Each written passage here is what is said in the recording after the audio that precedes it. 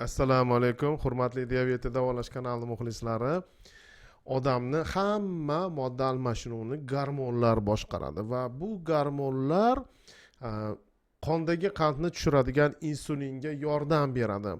Bugun bitta kasal misolida, mana gormonlar 10 ta, 1, 2, 3, 4, 5, 6, 7, 8, 9, 10 ta. 10 ta gormonini tekshirganda bu gormonlarni qanchalik normada ekanligini va bu gormonlarni har biri sahrni tushirishda qanaqa yordam berishini, organizmga qanaqa yordam berishini o'rganamiz. Xo'p, demak, bemorimiz necha yoshligini bilib olamiz. Birinchi 68-yil ekan. Demak, necha yosh bo'ladi? Bu 58 yosh bo'lar ekan. Demak, gormonlarini ochamiz va ko'ramiz. Qaranglar, o'rtoqlar. Mana insulin gormoni birinchi va C-peptid o'sha insulin gormonini qancha ishlab chiqarishini bildiradigan ikkinchi gormon hisoblanadi. Insulinning normasi 10 dan past bo'lishi kerak. Taxminan 5-6 normada, referenslarda 2 dan 20-22 gacha beradi. Xo'p, C-peptidning normasini 1 u 2 dan baland bo'lishi kerak, o'rtacha 2 yoki bo'lishi kerak. 2 dan oshgani ko'p hisoblanadi, insulinni 10 dan oshgani ko'p hisoblanadi. Xo'p, insulin sahrni tushiradi. Agar u ko'payib ketgan bo'lsa, qorin qo'yib semirasiz. Agar ko'payib ketgan bo'lsa, insuliningiz ko'p yoki samarali ishlamayotganini bildiradi. Demak, ikkita gormoni oshib ketibdi. Demak, agar normada bo'lmasa, buni keling buzilgan deb hisoblaymiz. Demak, buzilibdi. Keyingi gormoniga o'tamiz. Xo'p, vitamin D kalsitriol degan gormonga aylanadi. Odamda pochkalarida kalsidiol hosil bo'ladi, keyin kalsitriol degan gormonga aylanadi pochkalarda. Bu gormon organizmda 2000 xildan ortiq vazifalarni bajaradi va shu jumladan insulin ishlab chiqarish va insulin rezistentligi barcha steroid gormonlarni to'g'ri ishlashi uchun kerak hisoblanadi. Shu jumladan sahrni tushirish hisoblanadi. Uchun kerak hisoblanadi. Taxminan normasi 65 dan 100 gacha, ba'zi bir vrachlar 70 dan 100 gacha, ba'zilari 60 dan 100 gacha normada deb hisoblanishadi. Suyaklarni yaxshi, baquvvat, qattiq kalsiysi normada bo'lishi uchun 30 dan baland bo'lishi kerak. Lekin insulining samarali ishlashi uchun 60-65 dan baland bo'lishi kerak. Ko'pchilik adabiyotlarda 100 dan oshmasin deydi. Aslida 150 gacha ruxsat berilgan, chunki Covid paytida vitamin D ni 150 ga ko'taring, immunitetingizni ko'tarish uchun deyiladi. Vitamin D rakdan himoya qiladi, o'smalardan himoya qiladi.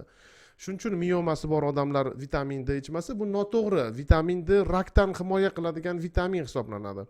Shuning uchun vitamin D ni bu yerda 18 chiqqan, vitamin D si kam. Demak, ikkita gormoni baland edi, uchinchi gormoni past chiqdi. Demak, keyingisi DHA, yoshlik gormoni, dihidroepiandrosteron buyrak usti bezlaridan ishlab chiqariladi. Haqiqatda yoshlik gormoni hisoblanadi. Ko'p bo'lsa odam yosh bo'ladi, qarimaydi, sekin qariydi yoki qarimaydi, o'zini tengdoshlaridan yosh ko'rinadi. Shu jumladan oshqozon osti bezini yaxshi ishlashi uchun, sahrni oshib ketmasligi, xolesterinni oshib ketmasligi uchun kerak. Yoshlik gormonini ayollar uchun referensi emas, optimumi, normasi 280, erkaklar uchun 400 hisoblanadi. Kimda ko'p bo'lsa ko'p yashaydi, misol uchun 70 yoshdan ko'p yashaydi va charchoq bo'lmaydi, charchamaydi. Kimda yoshlik gormoni kam bo'lsa, ertalabdan charchab uyg'onadi. Yoshlik gormoni kam odamlar 150 dan agar kamaygan bo'lsa xavfli hisoblanadi. Qaranglar, 136 chiqdi. Aslida 280 dan kam bo'lsa kam edi, 150 dan tushsa xavfli edi. Bu ayolimizda, demak, 4-gormoni noto'g'ri, buzilgan, kam chiqdi. Xo'p, keyingisi testosteron. Testosteron insulinni yaxshi ishlab sahrni tushirishi uchun eng kerak gormon hisoblanadi. Eng keragi shu, eng asosiysi shu.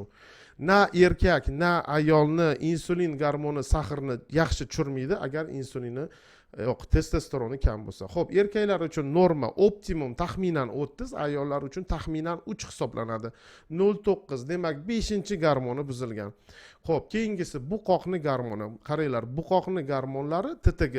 O'sha buqoqni gormonlarini yaxshi ishlab chiqarayotganini yoki kam ishlab chiqarayotganini bildiradi. Bitta baland chiqqan 6-gormon buzilgan. buqoqni gormonlari ko'payib ketsa ham sahr oshib ketadi, chunki glyukoneogenez shakar bo'lmagan moddalar, aminokislota va yog' kislotalaridan shakar ishlab chiqarish ko'payib ketadi. Buqoqni gormoni kam bo'lsa ham sahringiz oshadi, chunki modda almashinuvi sekinlashib qoladi. Xo'p, keyingisi estradiol. Estradiol gormoni hamma ayollarni gormoni deydigan gormon, shu jumladan progesteron. Estradiol ham progesteron ham hamma ayollarni gormoni deydigan jinsiy gormon. Aslida erkaklarda ham bo'ladi. Estradiolni bizga diabetda foydasi, progesteronni foydasi. Bu gormonlar kamayganda odam qorin qo'yib semiradi. Imminna qornida yog'i ko'p bo'ladi. O'zi ossa ham demak qornidan yog'i ketmaydi. O'sha estradiol progesteronda misol uchun bu narsa ayollarni matka ko'kraklari, hayz ko'rish hammasiga ta'sir qiladi. Lekin kamayib ketganda qorindan yog'ni erishi kamayadi. Buyrak usti bezidan estriol degan gormon ishlab chiqarish ko'payadi. U ham jenskiy gormon, jinsiy gormonlarning bitta turi, lekin u qoringa yog' yig'adi. Xolesterinlar oshib ketadi. Shuning uchun estradiol ikkita jinsiy gormonning yetishmovchiligi, demak, qorin qo'yib semirish insulin ishlamay qolishiga va sahrning oshishiga sabab bo'lar ekan. Xo'p, keyingi ikkita gormonimiz LG bilan FSG. LG bilan FSG bu yerda juda ham baland chiqqan. FSG bu organizmda estradiol yetmayotganini, LG ni balandligi organizmda testosteron yetmayotganini balandligini bildiradi. Demak, 10 ta gormonini tekshirsak, 58 yoshli ayolda bitta ham gormoni normada emas ekan. Demak, 100% hamma gormoni buzilgan ayol ekan. Bu ayol 1000 dieta qilsa ham, 1000 sport qilsa ham diabetdan tuzala olmaydi. Faqat o'ta semiz bo'lsa, o'ta ozishini hisobiga ozgina, misol uchun sahrini o'ta kuchli dieta va o'ta kuchli sportni hisobiga sahrini tushirib olishi mumkin. Demak, hayzi to'xtagan ayollarni deyarli ko'pchiligi mana shunaqa holatda bo'ladi va misol uchun taxminan 45 yoshdan o'tgan erkaklarni ko'pchiligi shunaqa holatda bo'ladi.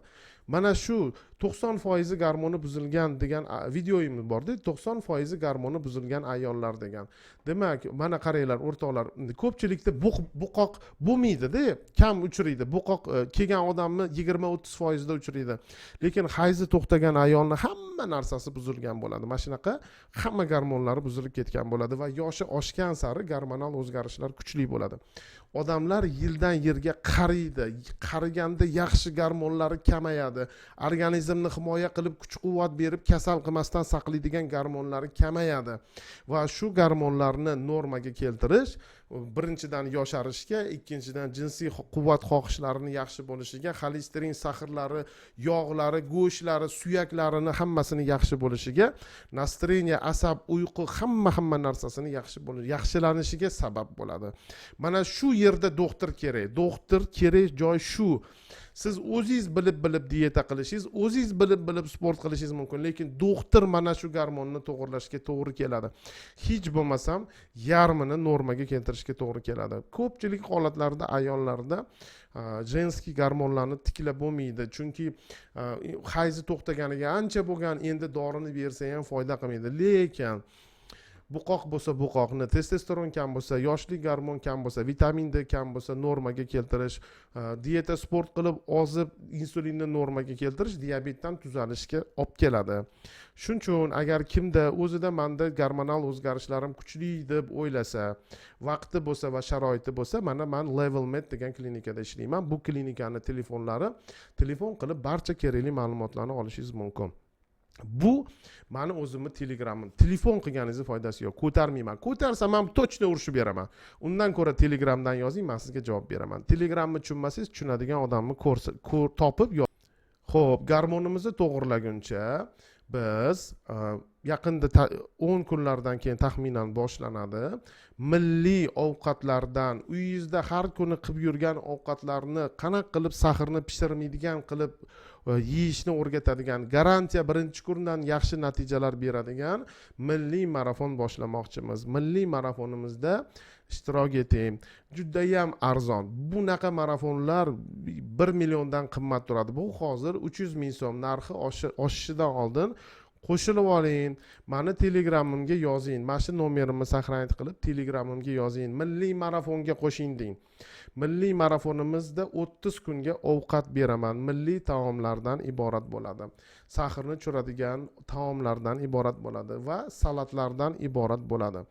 Xo'p, demak, endi bilasizlar, bu 30 kunlik ekan, 3 oy davom etar ekan. Misol uchun 300 ming so'm pulim kuyib qolishidan qo'rqaman deb o'ylagan odamlarga doimiy bir umrga qo'shilsa bo'ladigan diabet maktabi kanalimiz bor. Ichida 2 oylik menyu bor. Ichida 400 tadan ko'p yana qo'shimcha retseptlar bor. Ichida diabet maktabi, chat, kuratorlar hammasi bor. Bunga bir umrga qo'shilsangiz bo'ladi. Endi yangilik xohlasangiz yoki alohida qozon osishni xohlamasangiz, misol uchun, pожалуйста, u misol uchun milliy marafonga qo'shilsangiz, o'zimizni har kungi pishirayotgan ovqatlaringiz sizga qanchalik sahrni oshirmaydigan qilib pishirish kerakligini o'rgataman. Qo'shilish faqat Telegram orqali. Telefon qilmanglar, Telegramdan yozinglar, qo'shilib olinglar, hammanglarni kutamiz. 3 oy davom etadi va natijalarni ko'rasizlar, juda ham ajoyib bo'ladi. Bu narsaga garantiya beriladi. Sog' bo'linglar, salomat bo'linglar. To'lagan pulinglar 100% o'zini oqlaydi.